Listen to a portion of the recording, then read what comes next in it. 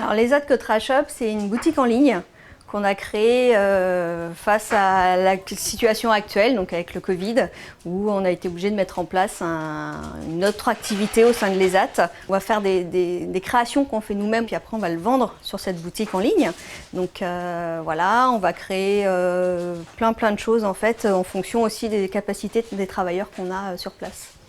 Généralement, les ESAT sont plutôt connus dans le milieu professionnel. Là, on voudrait aussi les mettre en avant d'un point de vue particulier. Donc, la e-boutique permet aussi, le numérique et la e-boutique permettent de mettre ça en avant. Ça nous permet d'avoir une ouverture face au monde, face au public, qu'on n'a pas forcément jusqu'à présent. Et on vit dans un monde actuel où il y a vraiment tout qui est fait pour le numérique. Et on vit avec ça, donc pourquoi pas eux?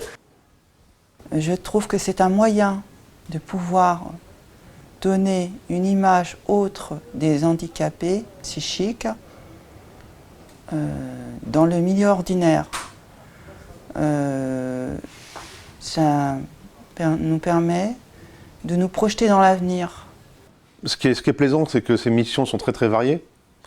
Moi, j'ai commencé par travailler sur le kit hydroalcoolique, qui était constitué d'un pulvérisateur, de 3 recharges et puis d'un certain nombre de masques en plus. On a enchaîné sur des sachets qu'on remplissait de romarin, qui étaient également vendus sur la e-boutique.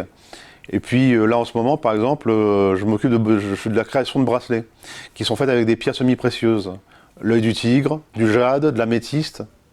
Ça c'est valorisant effectivement pour nous, c'est de se dire qu'on commence tout petit ici, on s'occupe de la création et puis ça va être vendu à des gens qu'on ne connaît pas. On avait mis dans les bracelets nos prénoms avec une petite pastille de carton. A été fait par Bruno, a été fait par Elisabeth, a été fait par El Habib. C'était assez marrant.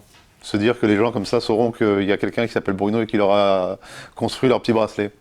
Il y a un grand enjeu d'image. Aujourd'hui, les troubles psychiques sont souvent mal perçus par la société, ça fait peur.